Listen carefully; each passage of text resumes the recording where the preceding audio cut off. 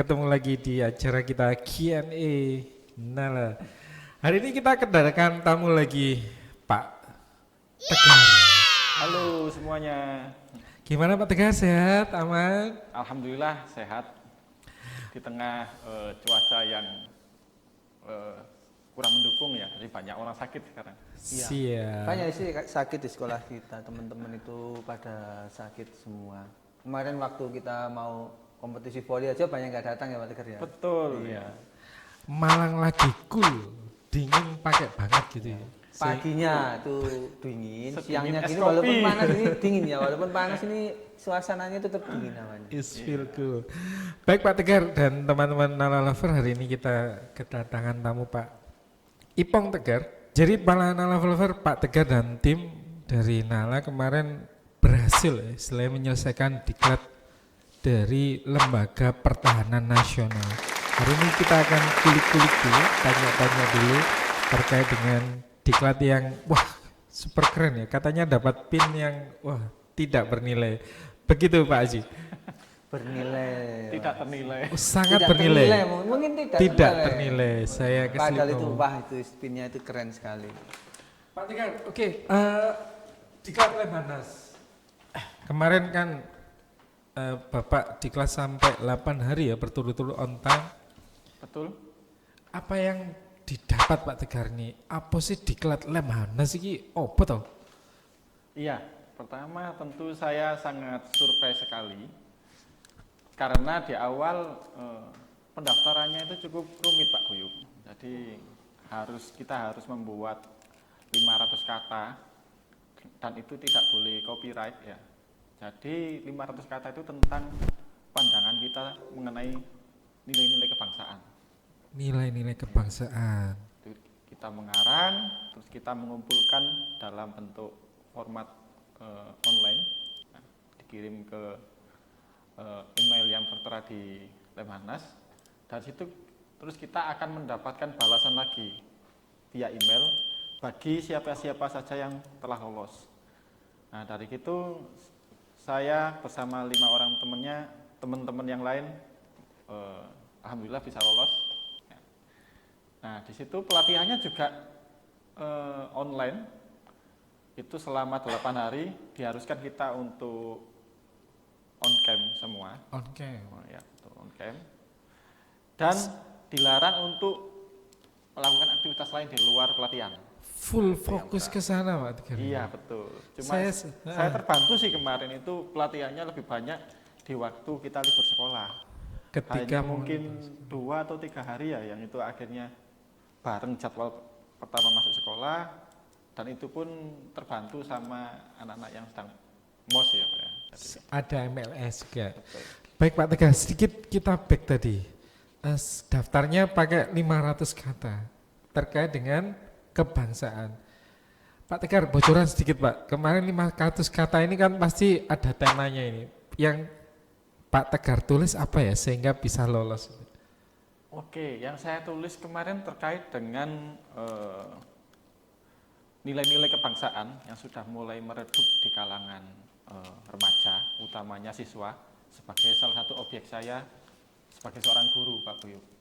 Karena dewasa ini banyak sekali anak-anak yang seharusnya mereka bisa berkembang dengan layak sebagai seorang siswa, namun nyatanya banyak sekali hal-hal negatif yang mulai mereduksi potensi-potensi mereka. Contohnya apa? Contohnya adalah dalam bentuk kenakalan-kenakalan yang mulai sering terjadi di masyarakat. Baik itu tentang tindak asusila, minuman keras, narkoba, dan sebagainya.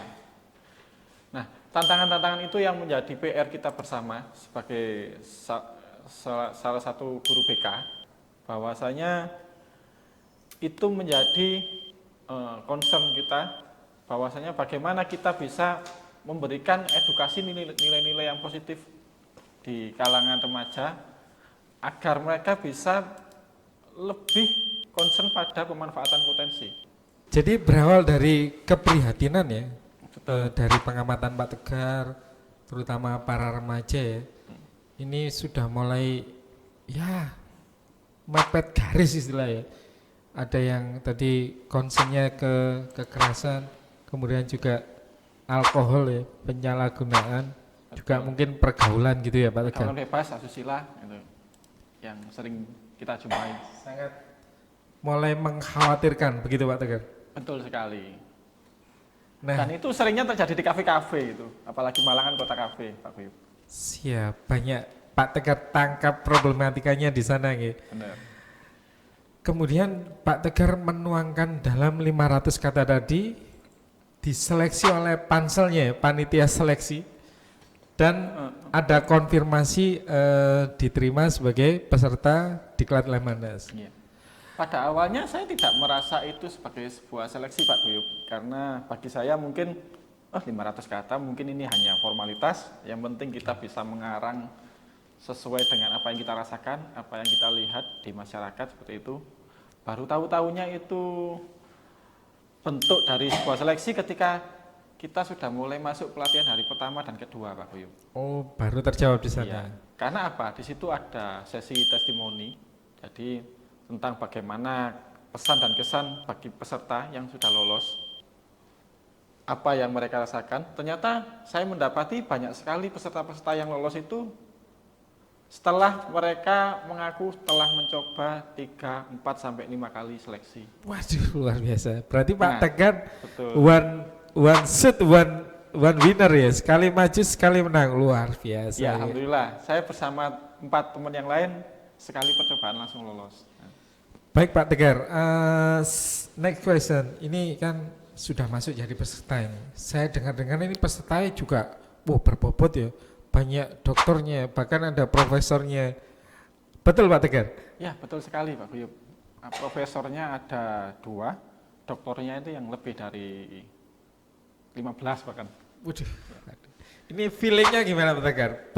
Istilahnya berinteraksi dengan beliau-beliau ya, yang secara akademis lebih tinggi tentunya. Ini ketika diklat, apakah mengalami kesulitan Pak Tegar ketika berinteraksi dengan beliau? Oke, awalnya mungkin merasa canggung Pak Guyup, karena tajuknya itu kan sebetulnya pelatihan TOT kebangsaan bagi guru, dosen, dan widya iswara. Jadi perkiraan saya ya cuma nggak jauh-jauh dari itu Pak Guyup. Ternyata dari proporsi yang sudah masuk, justru yang lebih banyak bukan guru Pak Guyup. Yang lebih banyak itu dosen sama widya iswaranya. Bahkan tadi ada yang bergelar profesor itu 2 orang. Yang satunya sampai guyonan saya sama teman-teman itu gelarnya terlalu panjang sampai 2. Di belakang namanya sampai gitu. di bawahnya lagi itu masih terus, jadi gelarnya runtut gitu. Dan satunya lagi ada lagi profesor yang saya berkesan itu karena satu kelompok ya. Itu namanya Profesor Burhan Bungin. Itu dia ketika saya lihat di Google masuk dalam salah satu 6 besar atau enggak, kalau 5 besar. Salah satu profesor atau ilmuwan terbaik di Indonesia. Waduh. Berarti Diklat Lemhanas ini banyak rezekinya ya, berinteraksi dengan para profesor, juga ada dokter, juga istilahnya peneliti-peneliti yang terkenal di Indonesia. Begitu Pak Teguh? Iya. Jadi salah satu rezeki saya yang terbesar di samping juga materi yang kita dapatkan juga berupa support system, berupa link dari orang-orang yang hebat. Dan itu mereka memiliki latar belakang keilmuan yang berbeda-beda. Serunya di situ. Siap. Circle nambah lagi, nambah circle sing positif gitu ya. Baik Pak Tegar, kita ke cerita tentang selama pelatihan Pak Tegar. Apa saja sih materi yang dibahas di sana? Kemudian juga yang Pak Tegar dapat ya secara keilmuan. Ya, terutama materi tentang 4 konsensus dasar kebangsaan. Itu misalnya kayak materi tentang Bhinneka Tunggal Ika, terus materi tentang persamaan hukum, persamaan derajat, kemandirian, toleransi, dan banyak lagi. Itu 8 hari, setiap hari dari 8 hari itu pasti ada materi-materi. Excited banget ya katanya dari teman-teman BK. Pak Tegar pas Lemhanas ini wajahnya ceria, kemudian motivasinya katanya Miss Iza itu menyala. Why so excited Pak Tegar? Apakah sangat cocok dengan cara pandang atau gimana Pak Tegar? Saya menjadi flashback teringat pada masa lalu saya di kampus. Saya menjadi seorang aktivis. Bahkan mungkin kalau diklasifikasikan, saya itu bukan mahasiswa yang akademis Pak Buyut, karena molor ya kuliahnya sampai 9 semester. Tapi untungnya nggak sampai 14 semester. Nah, kalau saya teringat kata-kata dosen saya, 4 tipe mahasiswa itu kan ada mahasiswa akademis, terus mahasiswa romantis, mahasiswa organisatoris, sama mahasiswa ideal. Saya bukanlah mahasiswa ideal, tapi saya mahasiswa yang organisatoris itu. Jadi lebih banyak aktif di organisasi seperti BEM, HMJ, DMF, KPU, fakultas. Jadi saya hampir semua organisasi pernah ikut, kecuali UKM. Ya, Siap. Banyak bergerak di masyarakat ya, dalam artian akademis jalan, cuman nggak terlalu. Lebih banyak menyerap ilmu keorganisasian dan bertemu dengan banyak kalangan ya. Berarti Betul. ada di KPU, ada di BEM dan seterusnya. Iya. Oke Pak Tegar, itu ya. Jadi eling zaman biyen istilahnya ketika di kampus sehingga excited banget, dan masalah yang dihargai Lemhanas adalah istilahnya materi real ya tentang kebangsaan kita. Kemarin saya juga dengar intinya ada materi ancaman dari luar negeri, betul Pak Tegar? Betul, betul sekali. Itu posisi Indonesia gimana Pak Tegar? Itu pembahasan tentang geopolitik, Pak Boy. Geopolitik itu artinya segala sesuatu hambatan yang itu bisa berasal dari luar dan itu mengikuti karakteristik dari letak Indonesia secara geografis, dan itu berkaitan dengan relate dengan nilai-nilai politik yang ada saat ini, dan itu akhirnya memberikan banyak sekali kesimpulan-kesimpulan tentang kondisi Indonesia yang kita hadapi sekarang. Ancaman nih Pak Tegar ya, ancaman paling gede Pak untuk kita bangsa Indonesia dari ketika diklat itu. Analisisnya untuk Indonesia gimana Pak? Ancaman terbesar adalah disintegrasi bangsa. Disintegrasi. Waduh, Itu artinya banyak gap yang terjadi lintas generasi antara generasi remaja saat ini yang kita sebut Gen Z ya, Gen Z. Gen Z. Ya, Gen Z. Gen Bukan, Z. bukan Gen Z. Bukan Gen Z ya. Itu kayak ngurupno lampu masih. Iya, itu Gen Z. Terus hingga generasi sampai ke boomer ya. Oke. Banyak sekali yang dibahas.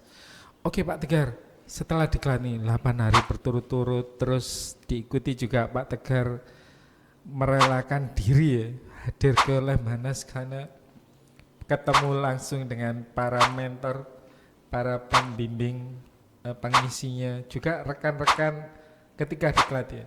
Ya. Nah ini pesan Pak Tegar untuk kita, untuk sekolah kita, mungkin untuk teman-teman Nala Lover ya yang melihat. Kemarin waktu Lemhanas itu kami ada tugas untuk membuat sebuah karya tulis sederhana, Pak Guyup.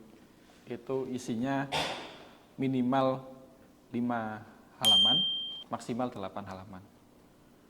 Di situ topik yang saya angkat adalah tentang bagaimana membudayakan peradaban kafe di Kota Malang menjadi sebuah peradaban yang positif, yang digunakan untuk hal-hal yang produktif.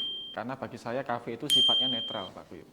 Tapi mungkin bagi generasi-generasi di atas kita, kafe itu dianggap sebagai tempat yang bagi remaja-remaja yang nakal, bolos sekolah, buang-buang waktu dan sebagainya. Tapi realitas tidak bisa kita berkata seperti itu. Karena generasi-generasi yang sekarang itu mayoritas, utamanya yang ada di Kota Malang sebagai kota pendidikan, tempat transitnya para mahasiswa dari luar kota, dari Jabodetabek yang banyak, misalnya di UB, itu mereka rata-rata menggandrungi kafe, Pak Bib. Bahkan saya sering berkeliling di kafe-kafe di daerah Suhat. Mereka ke kafe sambil membawa laptop. Mereka ke kafe sambil presentasi tentang pekerjaan semacam MLM, mungkin juga presentasi tugas, terus rapat-rapat. Bahkan banyak aktivis mahasiswa itu rapat di kafe. Artinya apa?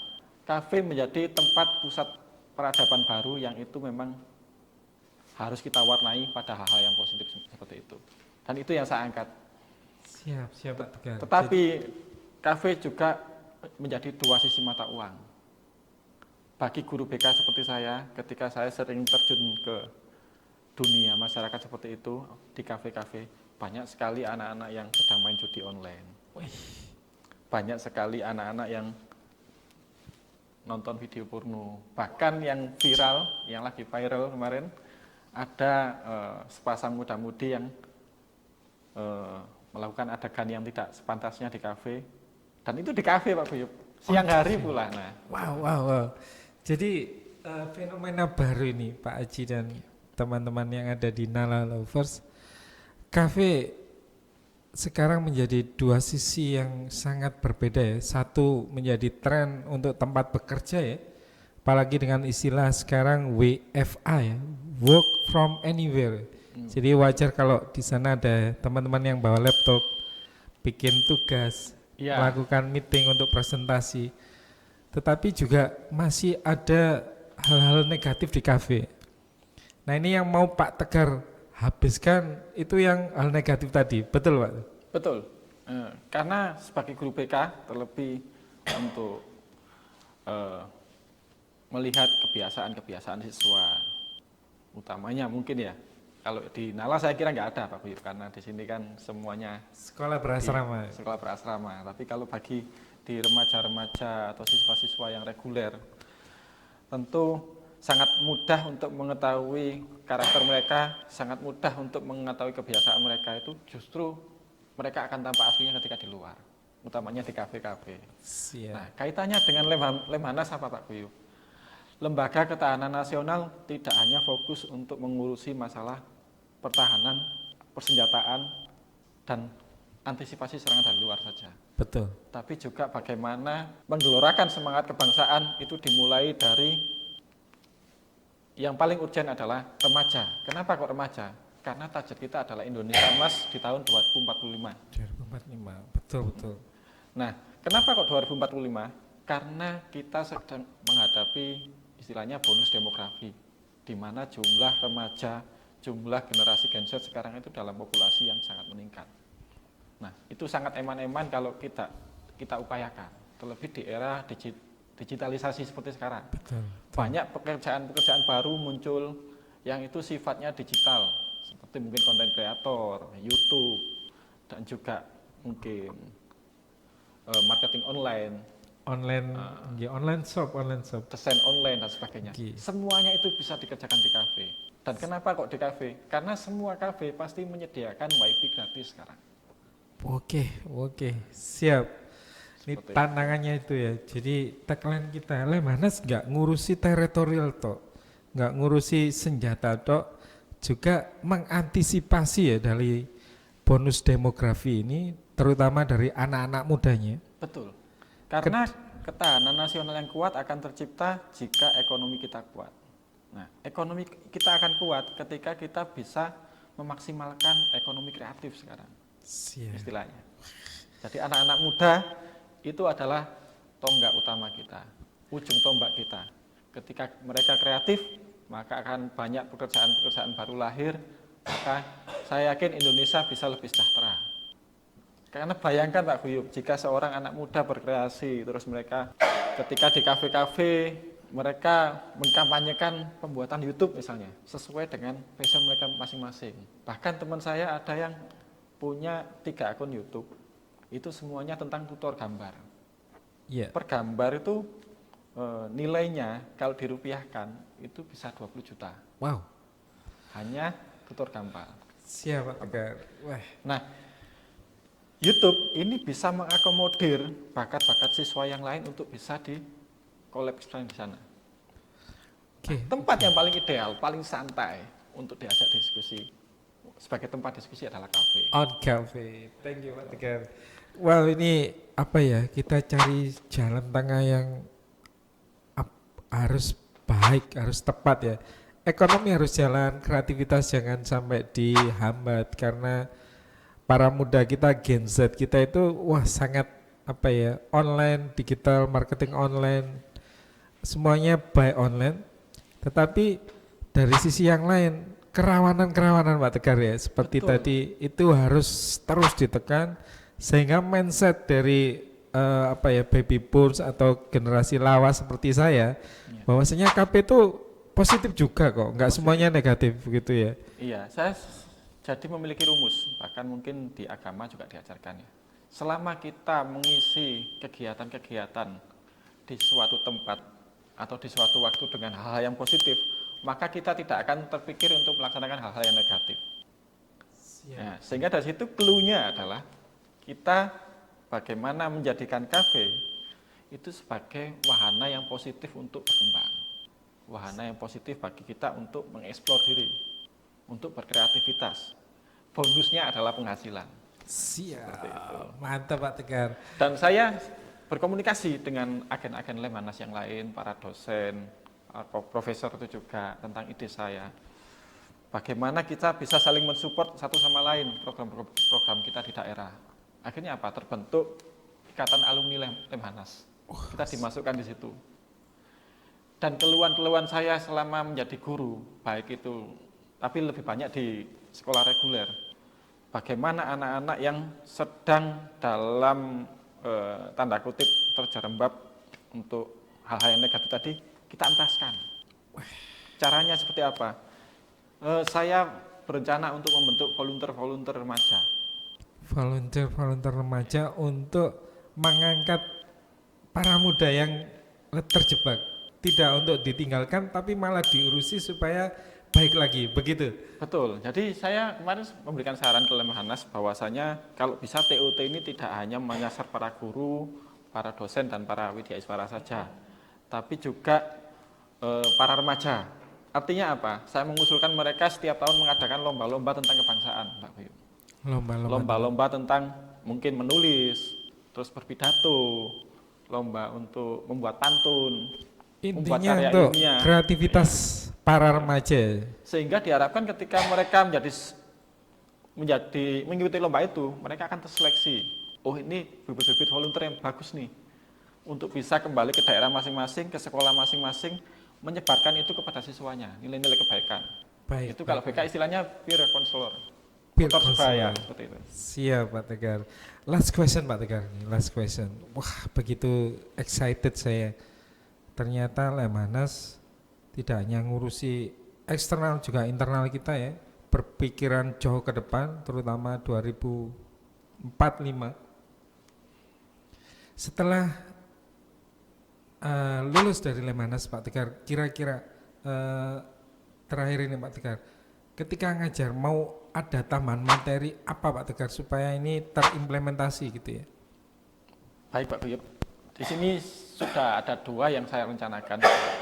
Satu mungkin di lingkup Kota Malang, saya sudah menggandeng salah satu rekan-rekan saya, rekan-rekan seorang guru di sekolah-sekolah yang lain, yang mungkin memiliki kecemasan yang sama, kegalauan yang sama, dan kepedulian yang sama untuk meluangkan waktu di luar jam sekolah. Concern kita tetap sama Pak Buyut, remaja. Nah, kita sedang membentuk istilahnya badan organisasi tersebut yang sekiranya itu nanti kita bisa beraudiensi dengan cabang dinas. Nah, kita sedang dalam proses menyusun proposal, kita proses untuk menggagas latar belakang berdasarkan fenomena-fenomena yang akhir-akhir ini sering terjadi di Kota Malang. Utamanya yang paling menjadi concern kita adalah perundungan, asusila, yang kemarin Pak Guyu tahu sendiri itu juga terjadi di salah satu sekolah. Ya. Sehingga harapannya dengan organisasi tersebut ada parameter legal tentang alur penyelesaian masalah, dimulai dari cara kita menggali suatu masalah di sekolah-sekolah, agar jangan sampai apa? Jangan sampai istilahnya langsung meledak, tapi kita tidak mengupayakan untuk istilahnya mengantisipasi lebih dini. Thank you Pak Tegar, thank you, luar biasa ini. Jadi after Lemhanas, Pak Tegar sudah bergerak nih Pak Haji, membuat komunitas untuk problem solving ya. Tujuannya jelas, yaitu ngurusi remaja, supaya remaja kita lebih kreatif lagi, tapi juga menekan namanya bullying, tindak asusila atau kenakalan remaja yang lainnya. Thank you Pak Tegar. Thanks ya Allah, luar biasa. Thank you ya Allah.